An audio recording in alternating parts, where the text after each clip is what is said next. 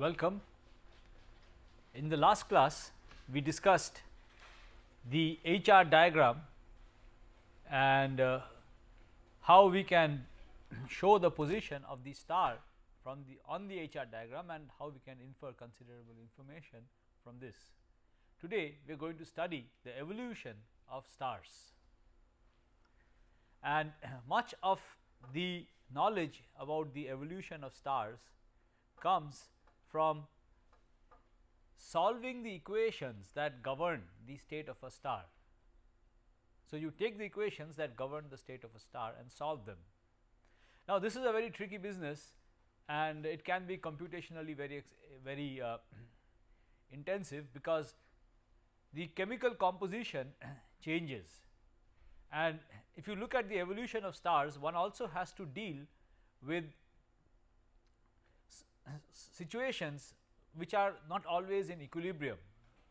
So, it is a very complicated thing, it can be a very complicated thing. So, I will briefly give you some idea about the evolution of a star, some of the results that people have obtained about the evolution of a star. Stars form by the collapse of gas clouds in the interstellar medium. Okay, that is how stars form. So, you have gas clouds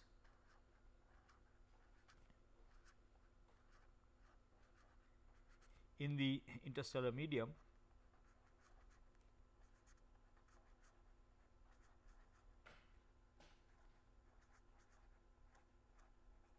the IS, which is also referred to as the ISM,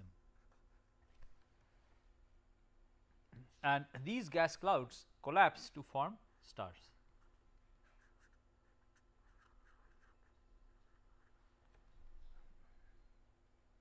Now, when a gas cloud collapses, so just imagine this is a gas cloud and it is collapsing,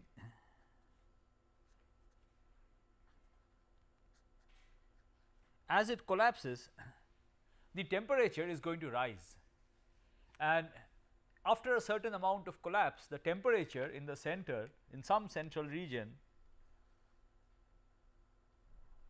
is going to be adequately high, is so that the hydrogen gets ionized. So, this part the temperature is adequately high, it is around 4000.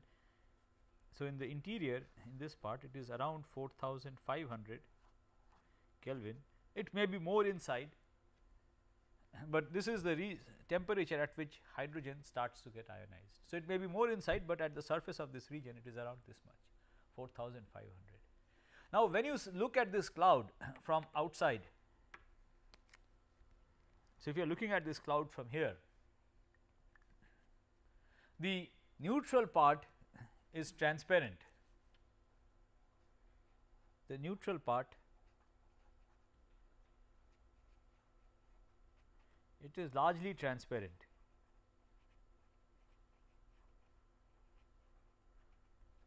Neutral gas can only absorb at certain specific frequencies or wavelengths which correspond to the atomic transitions. For other frequencies or wavelengths, they do not interact with the radiation at all. Okay. So, it is largely transparent. So, if you are looking from here, you will not see these neutral parts where it is cooler. When you reach the ionized part, you have Thomson scattering and the optical depth is going to reach unity. So, the part of the star that you will see is essentially this, around 4500 Kelvin. Okay. So, as the gas cloud collapses, during the collapse you will see a surface of this temperature, more or less, of this constant temperature. The temperature inside may go up, but you will not be looking into it because it becomes optically thick quite fast. So, these are represented, so the track of a cloud that is collapsing to form a star is represented on the HR diagram by what is known as a Hayashi track. So, he was the Japanese scientist who worked these out. So, it follows what is called a Hayashi track on the HR diagram. Let me draw that. So, the log, we are going to plot an HR diagram. In this diagram,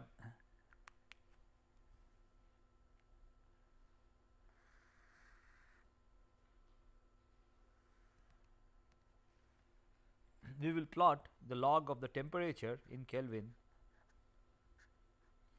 This is going to be in Kelvin, and along the y axis we will plot the log of the ratio of the star to the solar luminosity, to the solar luminosity.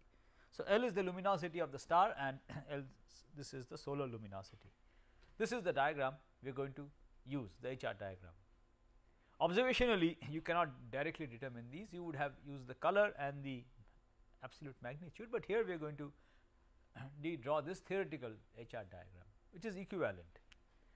Okay. And let me put the axis. So, we will start from 3.5 and we will go up to 5. So, 3.5, 4, 4.5, 5. Okay. So, this is going to be 4.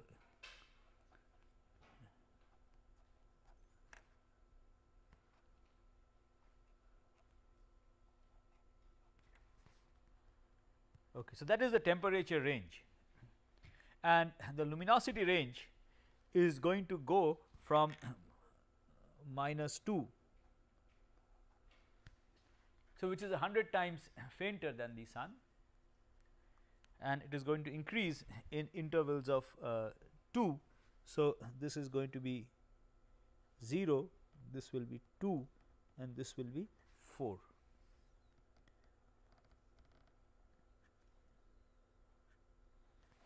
So, this is where the sun would be. This is 100 times brighter than the, more luminous than the sun, this is 10,000 times more luminous than the sun. We have seen that it goes up to, the luminosities can vary from roughly 100 times fainter than the sun to 8 into 10 to the power, so roughly 10 to the power 5 times brighter than the sun. So, it will be up to, it will go up to 5. Okay. So, this encompasses the entire possibility roughly. Okay. So, the Hayashi track, the temperature remains a constant at a value around 4500, which corresponds to 3.6 in this log scale.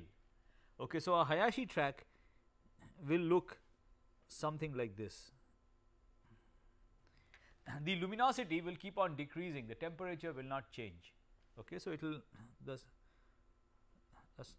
a gas cloud which is forming a star as it collapses will move at a, it will go down at a constant temperature, that is the surface that you are looking at. Okay. The interior temperature may be higher. So, in the HR diagram we plot the surface temperature, the effective temperature. So, the Hayashi track is going to come like this, straight down. Okay. Now, let me draw the main sequence. The main sequence, as it collapses, what is going to happen is that the temperature in the center and the density in the center is then going to become adequately high, that the hydrogen starts burning, the nuclear reaction starts and it is going to form helium. So, that once that will lead us to the stable main sequence configuration. So, let me also draw the main sequence over here. The main sequence I have told you is a line that goes like this, and the temperature of the sun we know is around 5800 Kelvin. So, somewhere over here. So, the main sequence is a line something like this, may not be exactly a straight line, but for our purposes we shall take it to be a line something like this. Okay. So, as the gas cloud that is collapsing approaches the main sequence, depending on the mass of the gas cloud, it will turn left and reach the appropriate point on the HR diagram. So, the more massive or the more luminous stars will be somewhere here, the less massive will be here. So, depending on the mass of this cloud, it will go down like this and then it will turn left and assume the correct position, appropriate position on the HR diagram. Okay. That is the stable equilibrium position. So, these are the Hayashi tracks. There will be different tracks for different masses. This part will be roughly the same, but it will reach a different part on the HR diagram, go and settle at a different part in the HR diagram. Now, stars, once they are in the HR diagram, in the main sequence, okay, sorry, this is the main sequence. So, it will approach the main sequence and go and settle into a different point on the main sequence. Once it reaches the main sequence, that is the stable hydrogen burning configuration, stars will remain there for time periods which vary. So, the most massive stars could spend several millions of years there.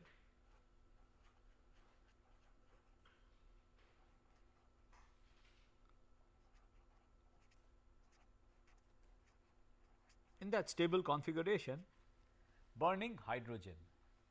These are the most massive stars.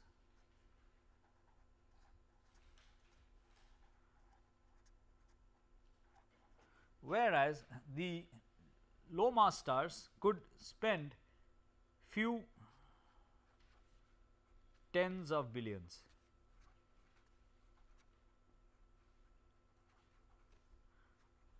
Tens of billion years. These are the low mass.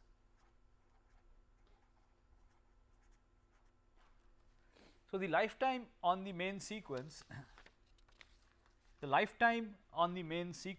where it is burning hydrogen varies. A more massive star is more luminous, that you can see from here, it burns away its hydrogen rather fast, whereas a less massive star burns its hydrogen slowly, its luminosity is low and it lives a long life. And the lives vary from several million years to tens of billion, few tens of billion years. They remain on the main sequence steadily in a steady state. Okay. And they burn hydrogen, it is a stable configuration. That is the configuration for which we wrote down the equations several classes ago, and that is the stable hydrogen burning configuration. Now, once the star burns out all the hydrogen, it is then that the stellar evolution again starts off. Okay. Well, strictly speaking, it is not so. Let me make that point clear. The position that the star comes to initially when it joins the main sequence, when it goes and reaches the main sequence, is what is called the 0 age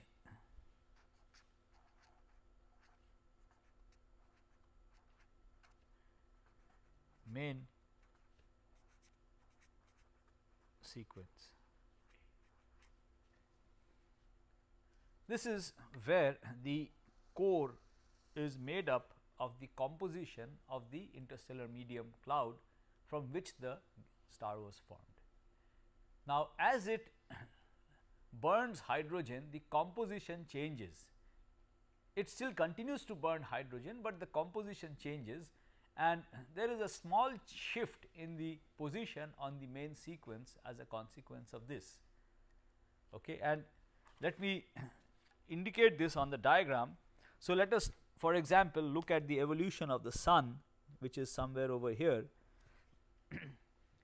The sun, it moves slightly up as a consequence of this.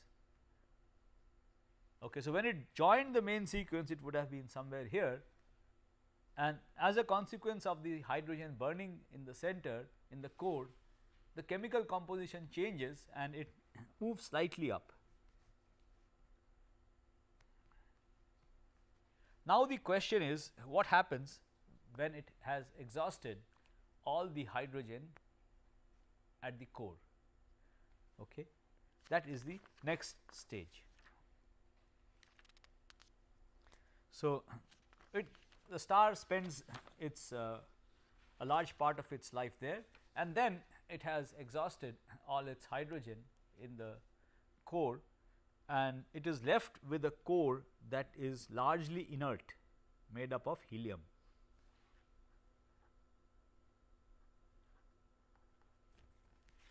So, After it has burned its hydrogen, it is left with the helium core.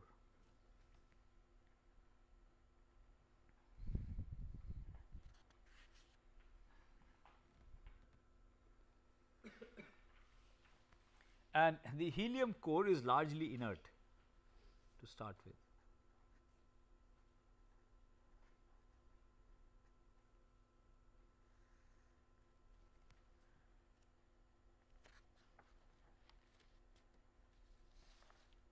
Okay, so, we have a helium core which is largely inert. So, this is the helium core in the center, and there is a shell of hydrogen being burnt, still being burnt outside it. Hydrogen burning is still in progress on a in a shell outside it. Okay, so, there is a shell like this where hydrogen burning is still in progress. Now, as time progresses, this hydrogen burning shell, it burns out more of the hydrogen into helium. So, this gets bigger, the core gets bigger, and the shell also gets shifted to and grows.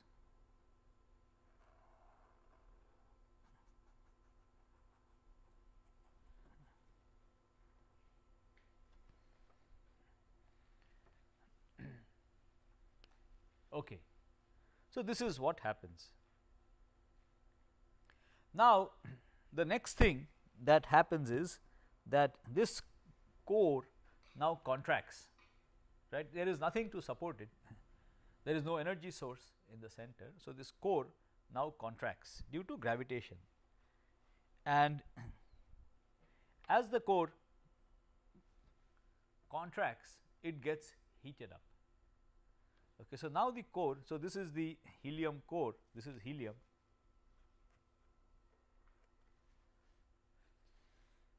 The core is expanding, is increasing in size because the hydrogen shell is burning more and more hydrogen into helium. So, that keeps on increasing, but this whole thing contracts because of gravity, gravitational collapse. Okay. And as it contracts, so this whole thing now contracts due to gravitation,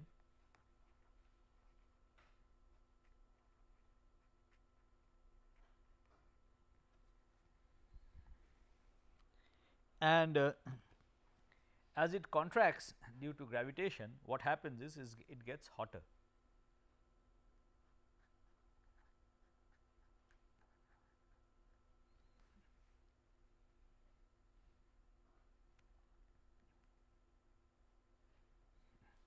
So, the core is contracting, it is getting hotter, and it emits radiation also in this process. It gets hotter and it emits radiation. This is simple virial theorem.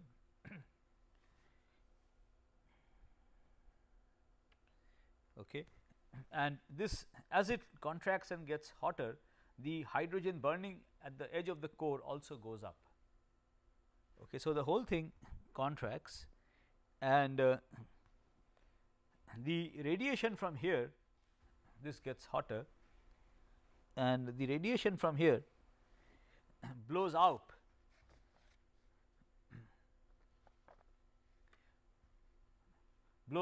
the outer envelope.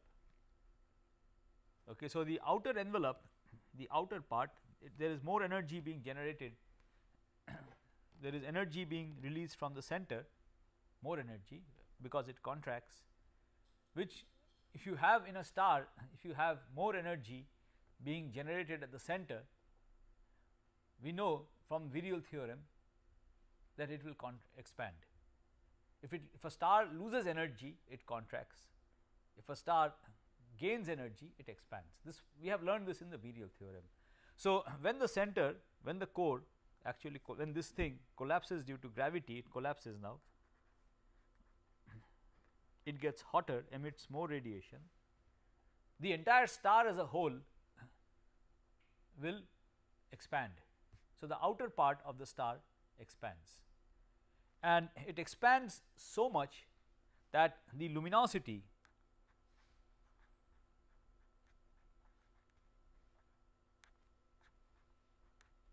actually increases considerably. The luminosity goes up considerably. Due to the expansion, the temperature falls of the surface, but the radius increases dramatically.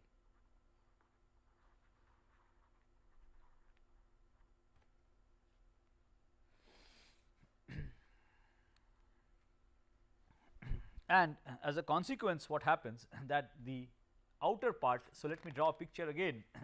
So, the core of the star, this is the core, this was my star, the helium core collapses, it becomes smaller, contracts gravitationally, it gives out more energy. So, the outer part of the star increases in radius,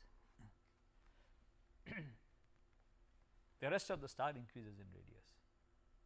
Okay. So, it becomes now much larger, the temperature of these regions falls, but the total increase in the radius is so large that the fall in the temperature is compensated by the increase in the radius, more than compensated, and the luminosity goes up. So, this star now becomes what is called a giant, a red giant.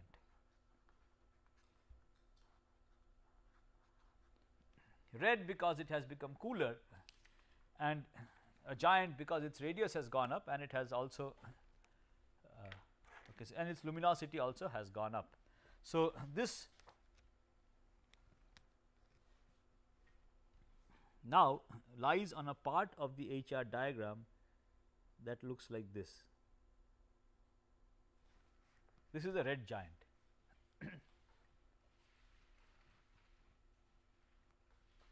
Okay.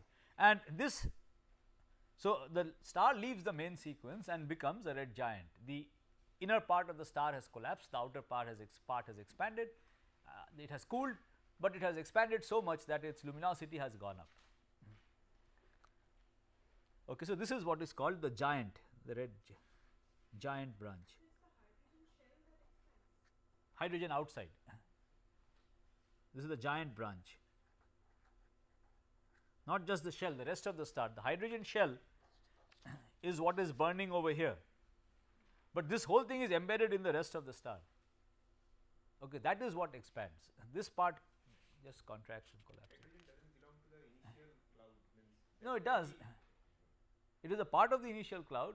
This is, I am just drawing the core. Okay, this is a part of the whole star. The star is some bigger. Okay, so remember that in the star, in the main sequence, hydrogen burning only occurs at the center, at the core. So, it is in the core only that the hydrogen gets converted into helium. Okay, energy is generated only in the center of the star, not through the entire star. Okay, so the core gets converted to helium. At the edge of this helium core you have hydrogen, and that hydrogen is sufficiently hot. So, in a small shell there is hydrogen burning, and this thing keeps on increasing in size because the hydrogen burns and gets converted into helium. But in addition to that, it collapses gravitationally because the helium is inert, there is no more fusion going on. Yeah. At what time initially the helium was expanding, the core, helium core was increasing in size? It is increasing in size. The helium core at Yeah. some critical point? No, the helium core is still increasing in size, the mass of the helium is still increasing, But it's contracting under but the radius is contracting. So, at some point was it increasing initially?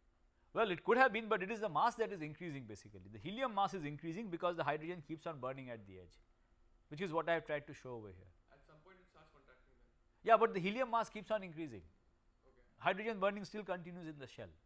It increases faster because the hydrogen this when it contracts physically, see, one is the mass in the helium keeps on increasing, the hydrogen at the shell keeps on burning.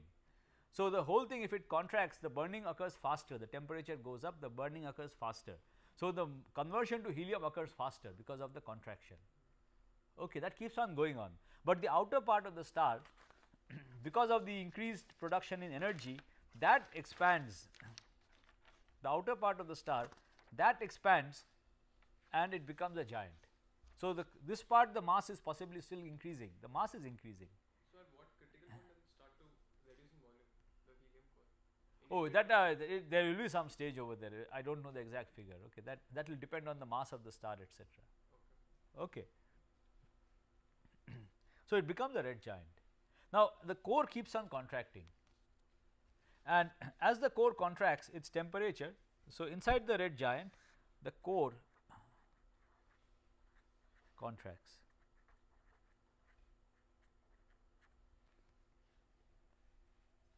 And as the core contracts, the helium core contracts, as it contracts, the temperature and density go up, and finally the temperature and density are adequately high that helium, again nuclear burning starts, helium now gets converted to carbon and oxygen and also neon. Okay, so nuclear, it contracts, the core keeps on contracting and it gets hot and dense enough so that nuclear fusion starts again. It now burns helium to carbon, oxygen and some amount of neon.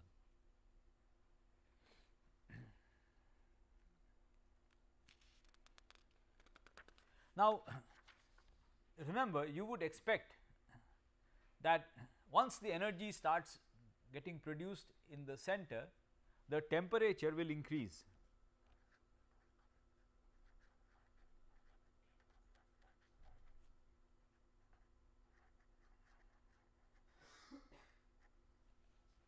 If the temperature increases, the reaction rate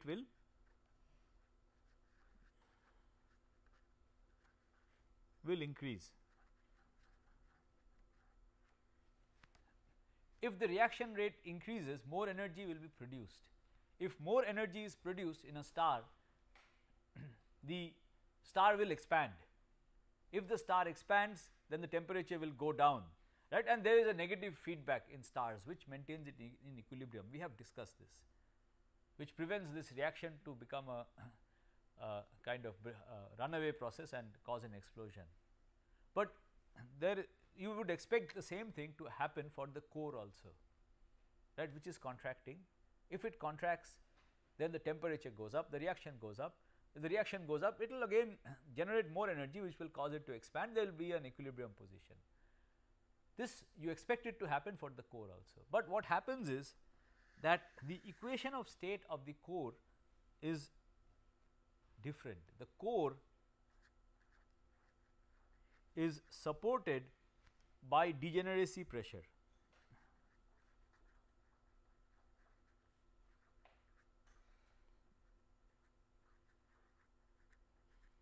By electron degeneracy pressure. What is degeneracy pressure? So, if the energy levels, if you have fermions, you cannot put all the fermions in the same energy level, you have to fill up to a certain level, okay. And if you, the pressure that arises because you have to stack the subsequent particles at higher and higher energy levels, there will be a minimum energy and minimum pressure that will be there even at low temperatures, okay. So this is the pressure that supports the core in the helium core. This pressure would be there even at 0 Kelvin, because just because the system is made up of fermions, you have electrons whose pressure supports it.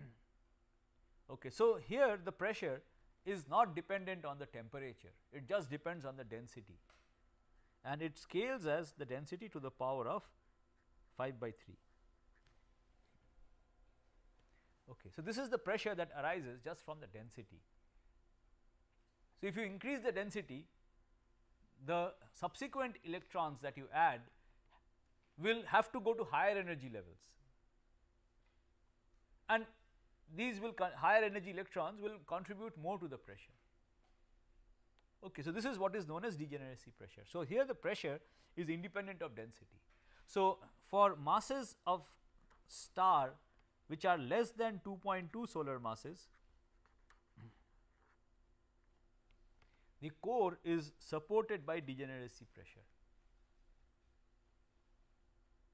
If the core is supported by degeneracy pressure, then if the star contracts and the temperature and the reaction rate goes up, the star will, the pressure will not change because of the increase in the energy production. Increase in the energy production, increased energy production will cause the temperature to go up. This will not affect the pressure, and this negative feedback mechanism does not work over here. So here it will keep on contracting. So you have what is called runaway process.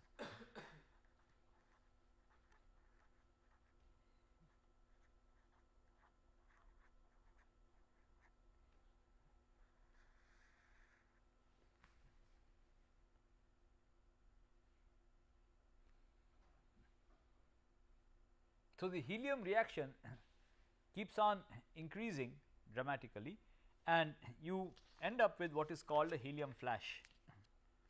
The helium process burning becomes a runaway process. You end up with what is called a helium flash over here. The helium burning becomes a runaway process.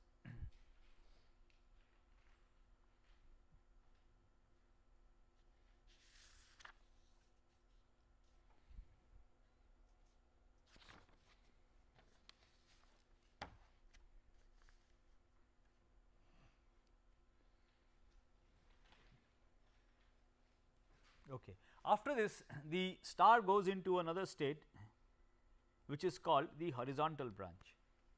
The horizontal branch is a state which is analogous to the main sequence, except that you now have helium burning at the center. So it goes into something called the horizontal branch, like this. Okay, it is analogous to the main sequence, except that you now have, I am just drawing what will happen to the sun, other stars will have similar evolutionary tracks. Okay, so you reach a state, you go into an equilibrium state where you have helium, it is an equilibrium state just like you had the hydrogen burning equilibrium state. Here also you have an equilibrium state where the, it is called the horizontal branch. So masses more than this you do not have the helium flash, masses less than this you have an helium flash. The reaction for masses less than this becomes runaway, and then it goes into an equilibrium state. For masses more than this you do not have that runaway state, it straight away goes into an equilibrium state, and you go, it goes, the star goes into what is called a horizontal branch.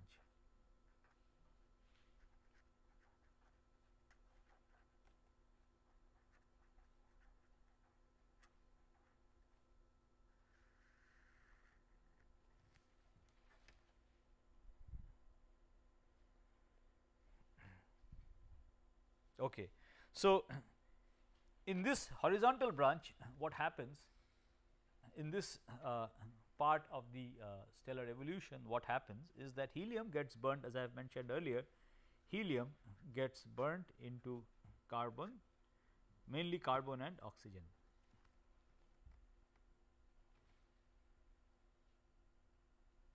Okay. So here you again you have a stable situation over here. So it is called the horizontal branch, something like this, and there is a spread. So if I start with the solar mass, there is a spread over here, it will not be exactly, if I take two stars of the same mass and start from here, it will not be exactly the same, they will not lie at exactly the same point in the horizontal branch. This is because in this giant phase the stars lose mass as winds, stellar winds. Okay, mass is ejected and there will be a spread in values. So if you look at a whole collection of stars, there will be a big horizontal branch possibly over here. Okay, it is another, it is an equilibrium state, the horizontal branch is an equilibrium state just like the main sequence.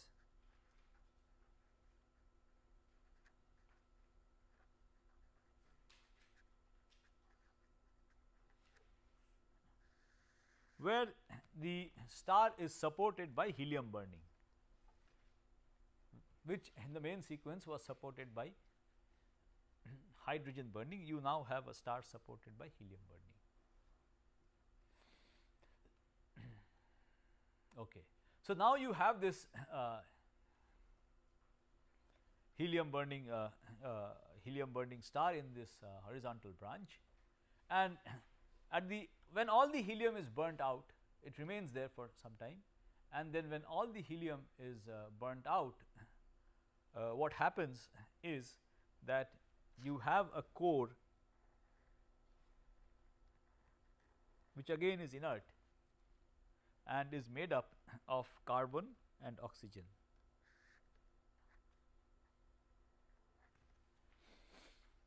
Outside this core you have a shell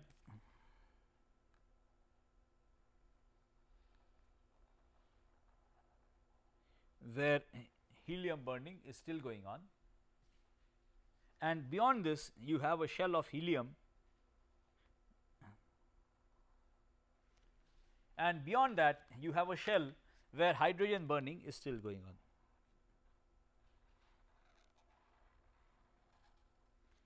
Okay. This is the structure of the core of the star, and outside that you possibly still have hydrogen left. So, this is what happens at the end of the horizontal branch.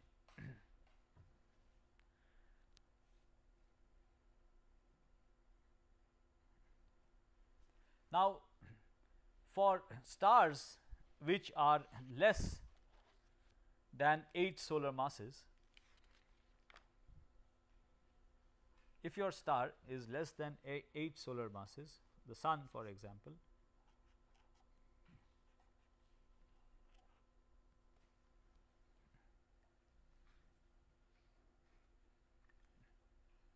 this is the end of nuclear burning. No more nuclear burning proceeds beyond this. So, for stars less than this is the end of nuclear burning.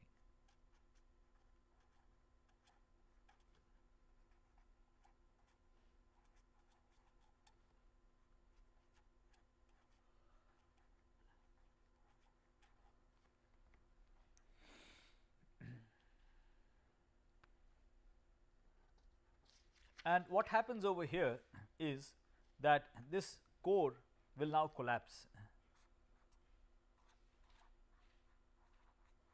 It will due to gravity.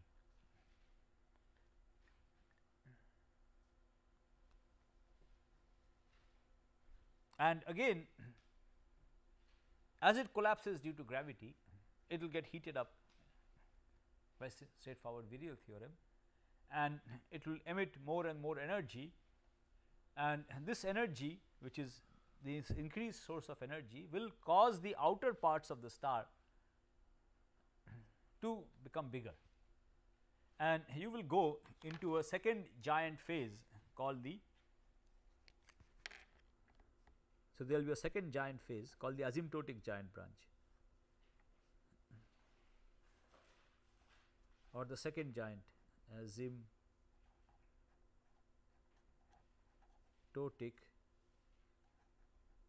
giant branch.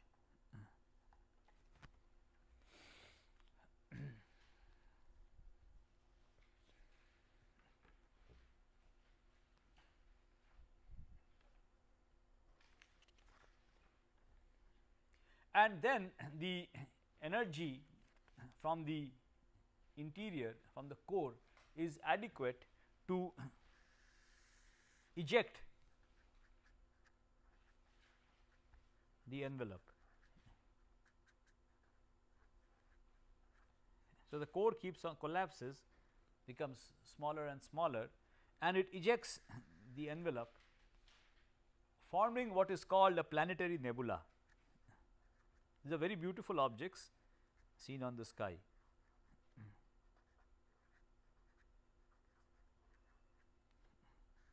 The interior, the core heats up tremendously, core gets heated tremendously,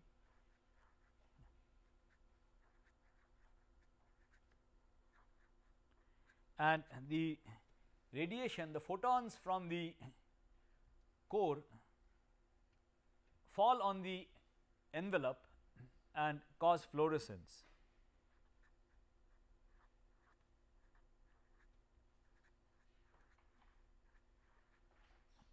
They cause fluorescence in the gas in the envelope.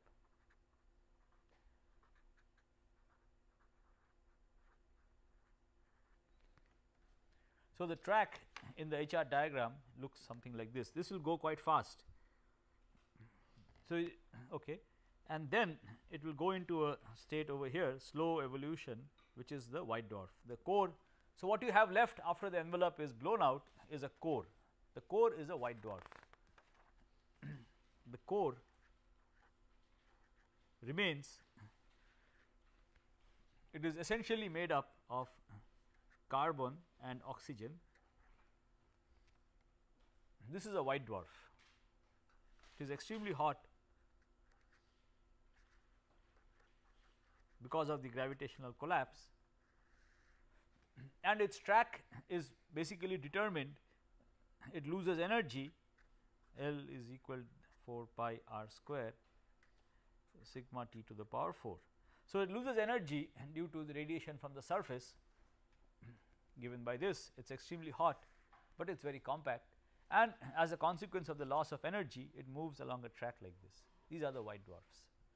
So, you will see the white dwarfs in this part of the HR diagram. They are very hot stars, but they are extremely low luminosity, and these are the cores which have been left behind after stars like the sun or less than 8 solar mass have exhausted all their fuel, gone through all these phases, and then have become planetary nebula, and finally they end up as white dwarfs.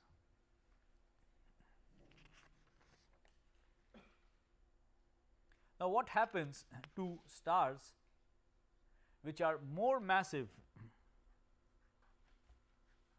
than 8 solar masses?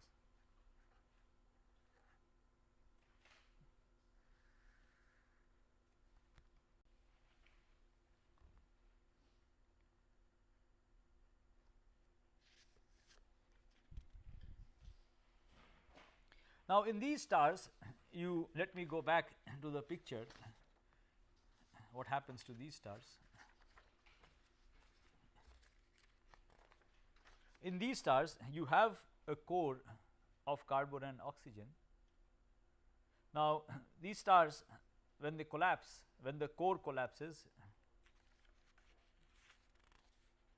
when the core is contracting, again the temperature and the density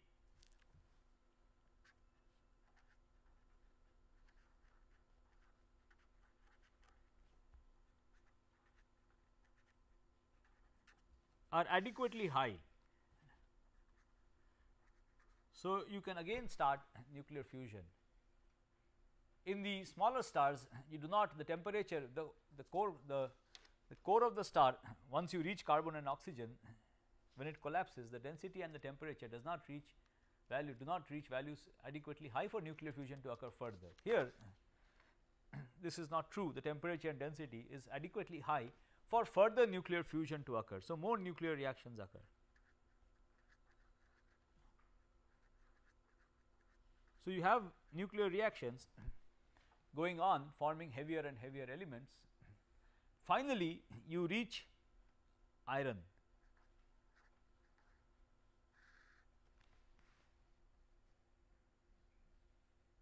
Iron is the most stable nuclei.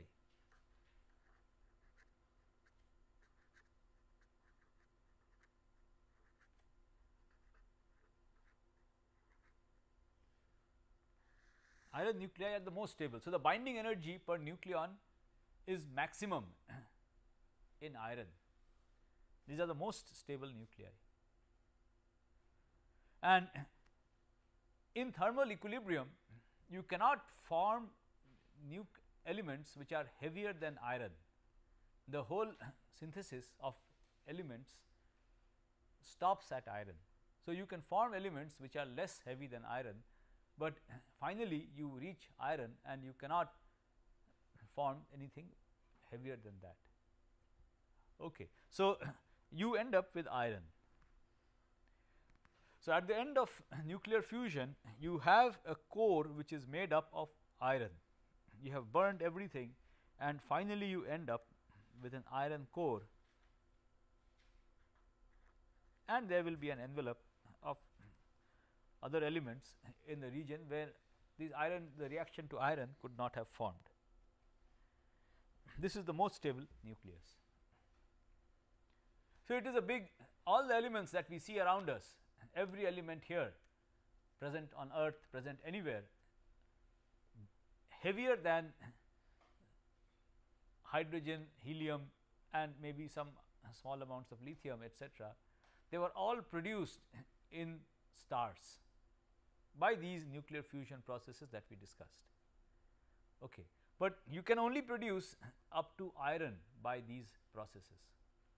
So, it was a big problem. How do you produce elements which are beyond iron, for example, lead and many other, uranium, all these very heavy atoms, nuclei. Okay. You cannot produce them in any equilibrium, thermal equilibrium process. That in thermal equilibrium you will go to the most stable state which is iron. So, once you form the iron core, the nuclear reaction, you cannot have fusion anymore. Nuclear fusion will not get you any further. You cannot get any more stable nuclei. Now, once you form this iron core, this core now collapses. Gravity, due to gravity, right. So, it collapses, it will become smaller and smaller, and in the process it will get hotter also.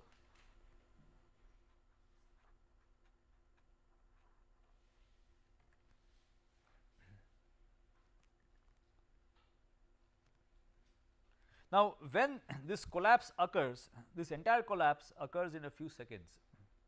So, this whole thing occurs in a few seconds. Beyond iron, once you reach iron, the whole thing has burnt out, burnt and reached iron.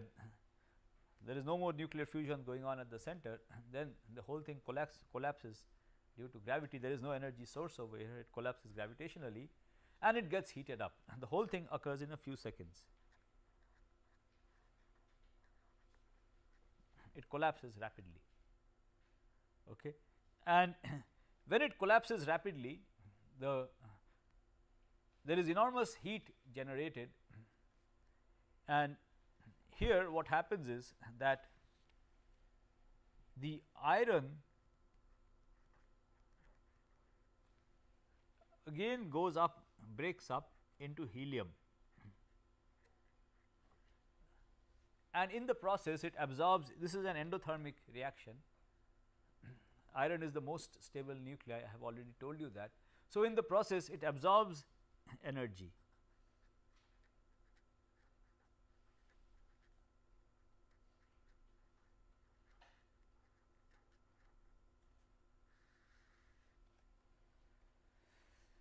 Despite all of this, the inner part gets tremendously heated and it generates, it radiates, and there is also neutrinos. There is a, so this, in this collapse there is this tremendous nuclear reaction where it gets converted into helium and there are neutrinos. Okay. So, this is what is, which are emitted, there is tremendous amount of radiation also emitted, and you have a supernova, the envelope is blown out.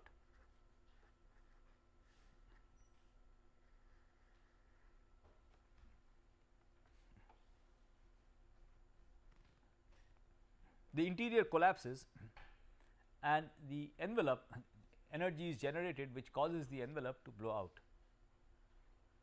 out, taking away large parts of the elements including the iron and all else away out of it. Okay. There are large neutron fluxes during this.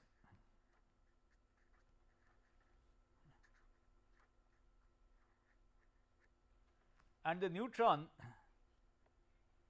impinges on the iron to produce the heavier elements, and all of these are ejected into the interstellar medium, which then forms the material on which the next generation of star formation occurs. The core of this whole thing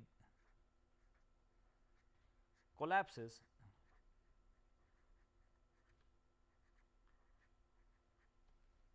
to form either a neutron star depending on the mass or a black hole.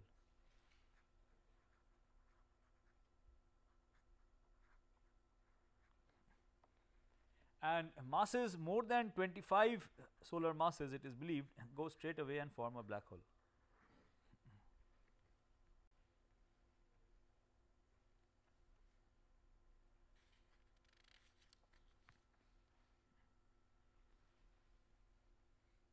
So, in a neutron star what happens is that all of the iron gets converted into helium and finally everything gets converted into neutrons. Okay, a black hole, we shall something, if we get time we shall discuss it, but the main point is that the entire thing collapses to it gets smaller and smaller and very high dense object. Before we finish, I should point out, and you have a supernova, the outer envelope gets blown out, its luminosity goes up tremendously because of the increase in the radius, and you have you see a very bright object in the sky, you have what is called a supernova. Now, the entire thing occurs in a few seconds, and a full computational simulation. So, you want to calculate everything on a computer, you put all the equations that we have been discussing in a computer and you want to solve it. The computational power to do this does not exist as yet. Okay. So, there are simplifications which people have done, and these are the some of the I have told you about some of the results which people have obtained using these. Okay, because things are changing tremendously fast. Over a few seconds you have to solve the entire set of fluid equations, the transfer of radiation, there are enormous neutrino flux also, there is an enormous neutrino flux, etc. Okay. So, let me just summarize briefly. In today's class I have tried to give you a picture of how these stars evolve, and stars, they form from gas clouds, they evolve along the Hayashi track, they reach the main sequence, and after the main sequence they go into the giant branch, then they go into the horizontal branch, then you have a second asymptotic giant branch, and after that the evolution is highly dependent on the mass of the star. Below 8 solar masses you have the white dwarfs being formed, above 8 solar masses the star explodes in a it burns, the core burns, you get elements beyond carbon and oxygen, and finally it explodes in a supernova, and depending on the mass again you either end up with a neutron star or a black hole.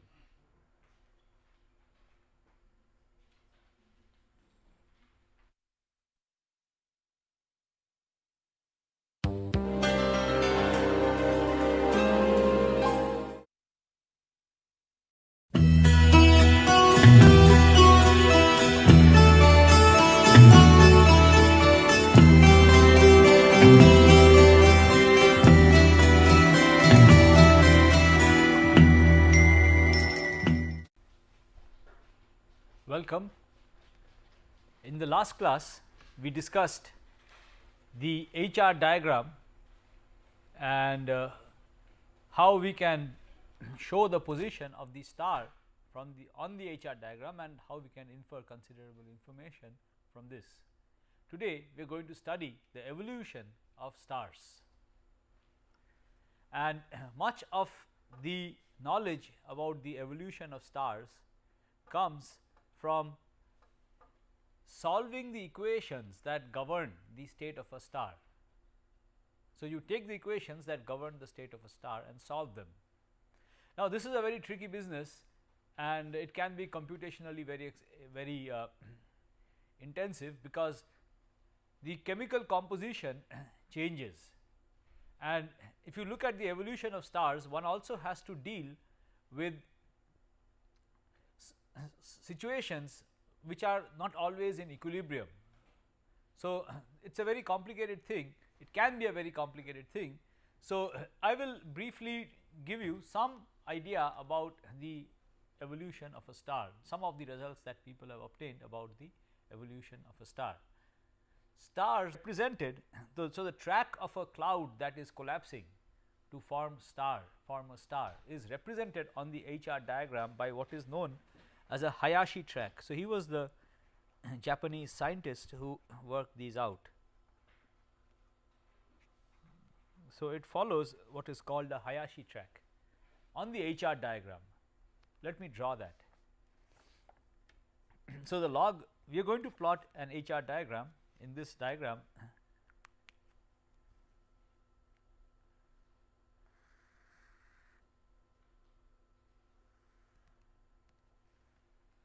we will plot the log of the temperature in Kelvin.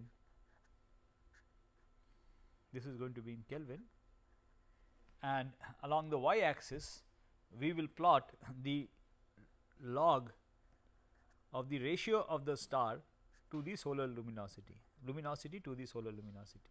So, L is the luminosity of the star and L, this is the solar luminosity.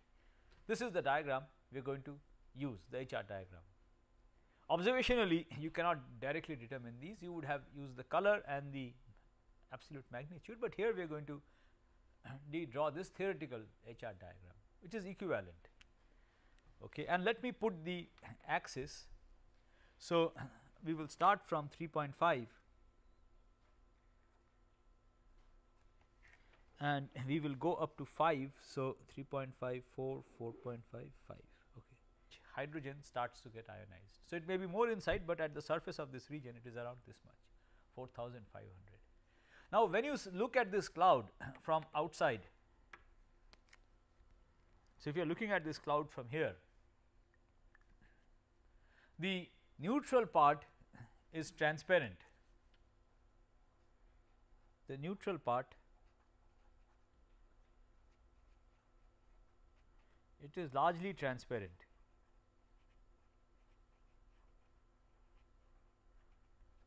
Neutral gas can only absorb at certain specific frequencies or wavelengths which correspond to the atomic transitions.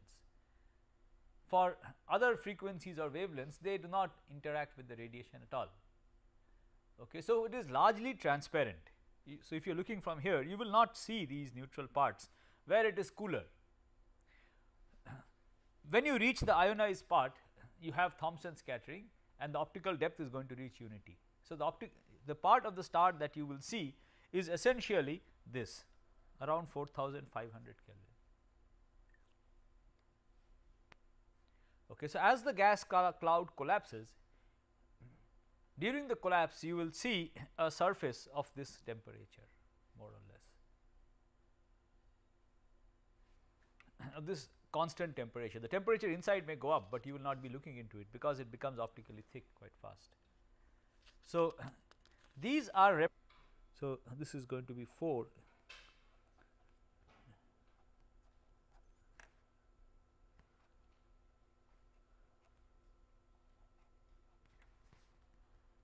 Okay. So, that is the temperature range and the luminosity range is going to go from -2. So, which is 100 times fainter than the sun, and it is going to increase in intervals of 2. So, this is going to be 0, this will be 2 and this will be 4.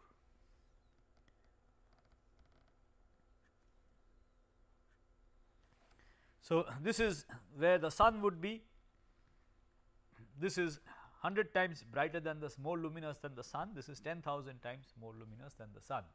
We have seen that it goes up to, the luminosities can vary from roughly 100 times fainter than the sun to 8 into 10 to the power, so roughly 10 to the power 5 times brighter than the sun. So, it will be up to, it will go up to 5.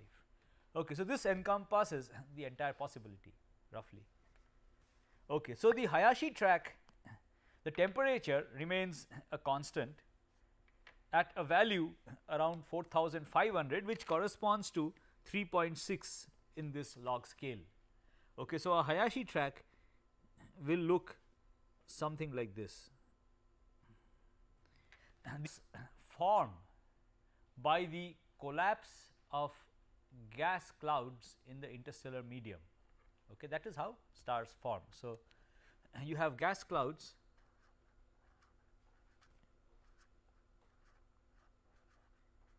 in the interstellar medium,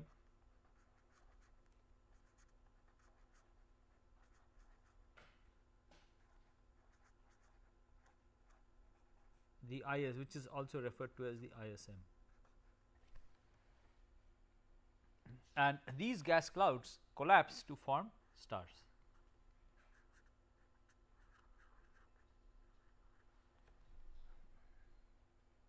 Now, when a gas cloud collapses, so just imagine this is a gas cloud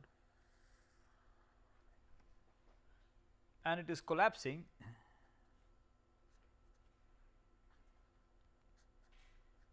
as it collapses the temperature is going to rise, and after a certain amount of collapse the temperature in the center, in some central region,